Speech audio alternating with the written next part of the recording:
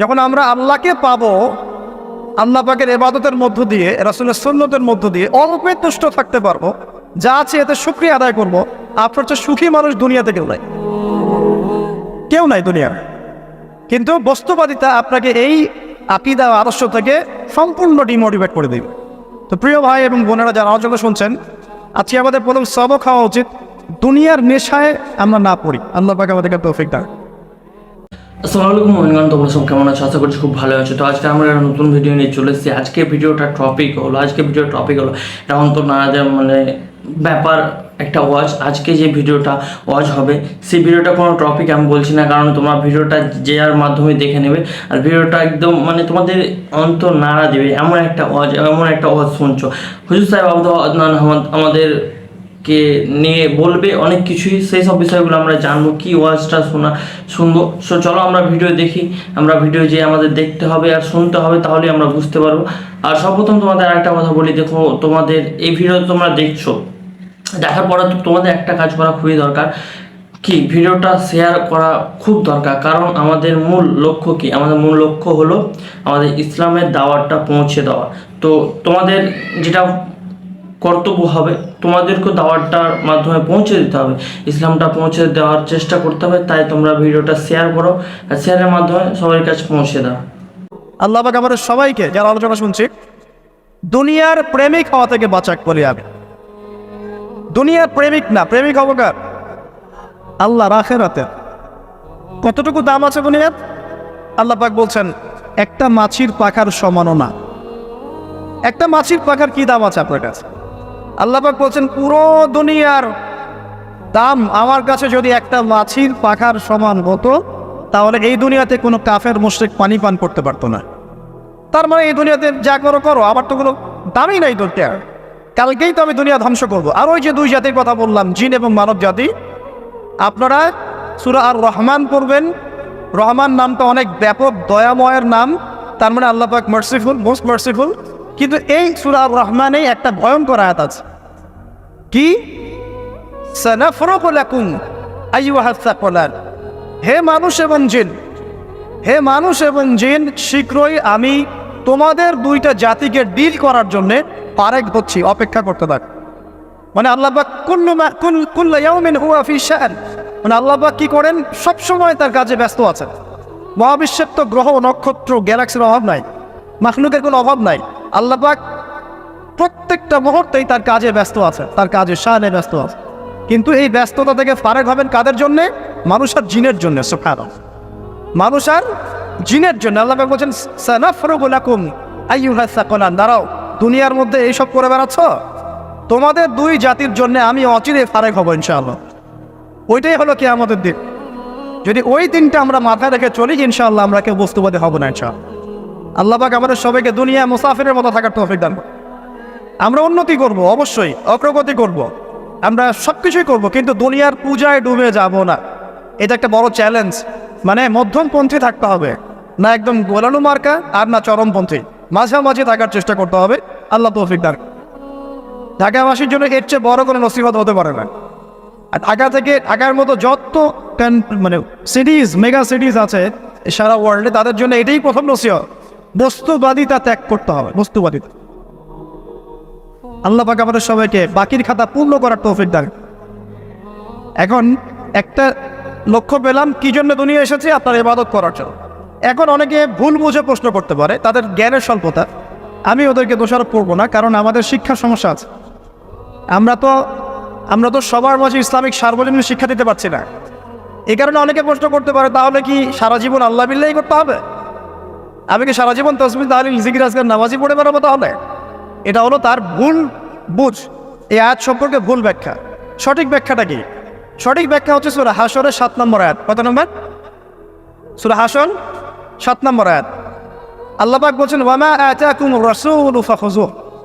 রাসূলুল্লাহ সাল্লাল্লাহু আলাইহি ওয়াসাল্লাম তোমাদেরকে যা যা দিয়েছেন সব নিয়ে নাও। ওয়ামা নাহাকুম আনহু ফান্তাহু। রাসূল যা থেকে বিরত থাকতে বলেছে সমস্ত বিষয় থেকে দূরে থাক। এখন এই আয়াতটাকে সামনে রেখে কুরআন সুন্নাহকে যদি আমরা ঘাঁটি, আমরা দেখব রাসূলুল্লাহ সাল্লাল্লাহু আলাইহি ওয়াসাল্লাম পেশাব পায়খানা ইস্তেনজা করা থেকে শুরু করে রাষ্ট্র চালানো পর্যন্ত প্রতিটা কাজের হেদায়েত দিয়ে গেছেন, আলহামদুলিল্লাহ। এটা কেউ মানি বা না মানি, দিয়ে গেছেন, এটা বিশ্বাস করতে হবে। আমল করতে পারি বা না পারি, নবী দিয়ে গেছেন, বিশ্বাস করতে হবে।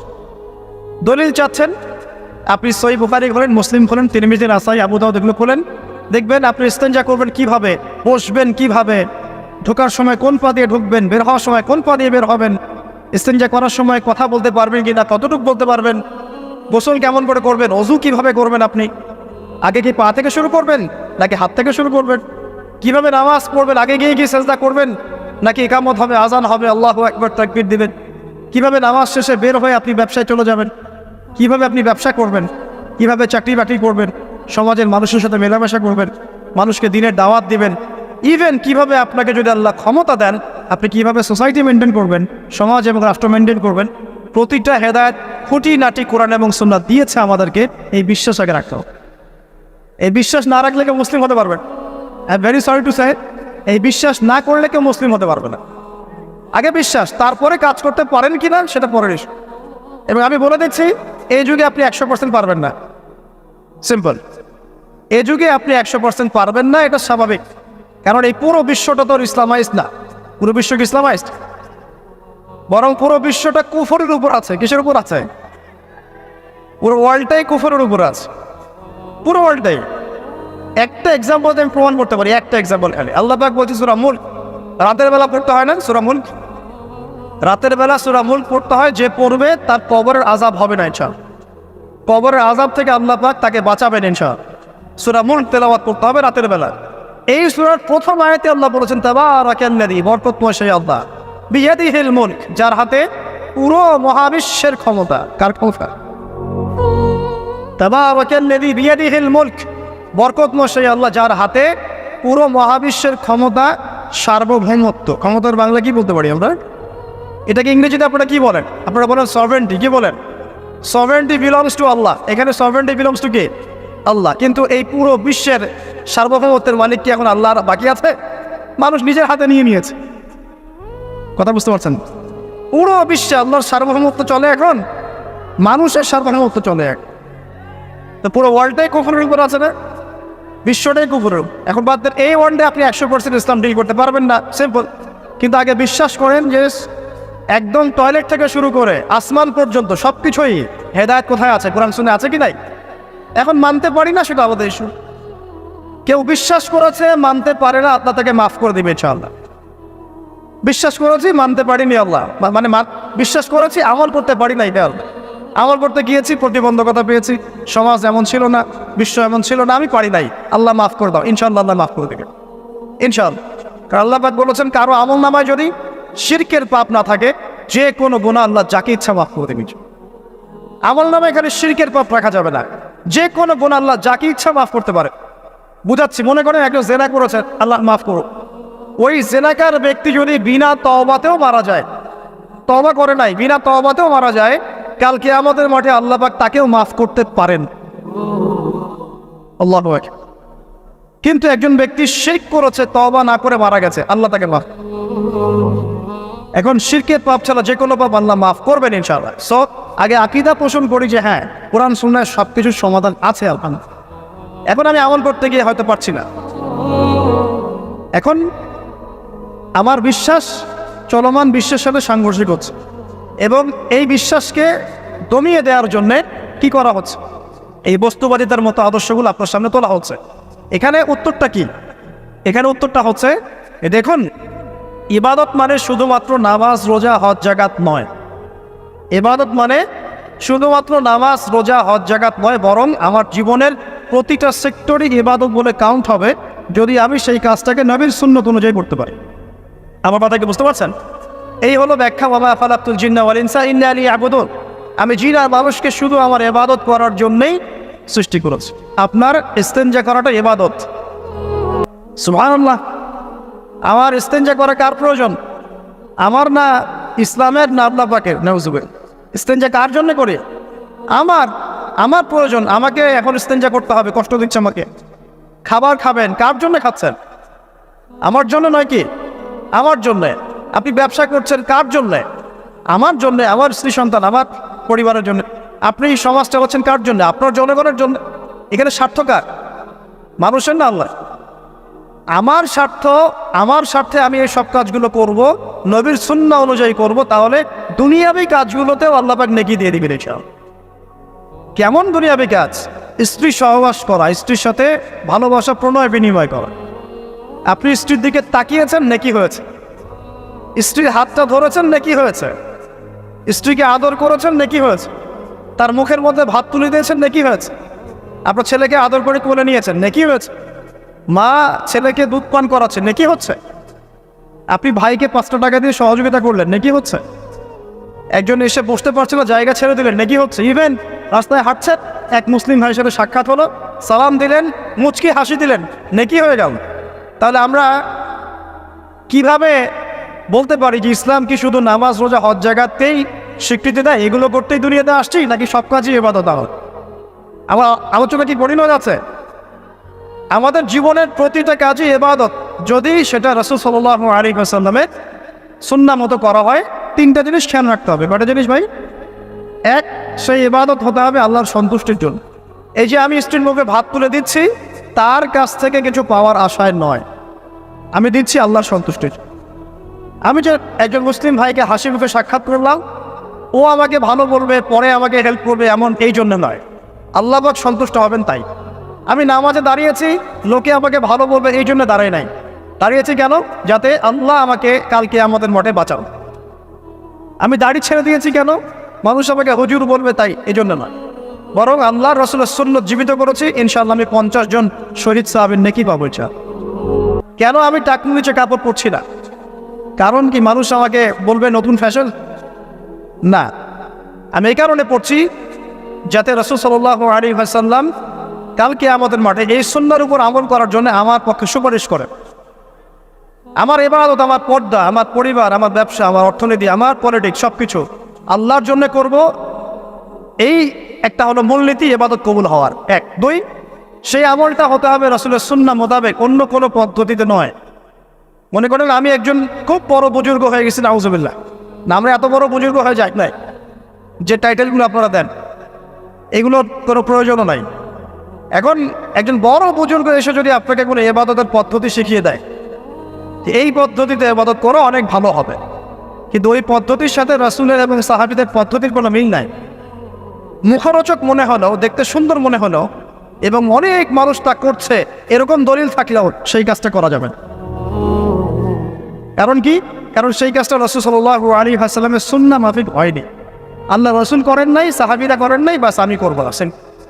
ইমামরাও করেন নাই, পরবর্তী জেনারেশনে কেউই করেন নাই।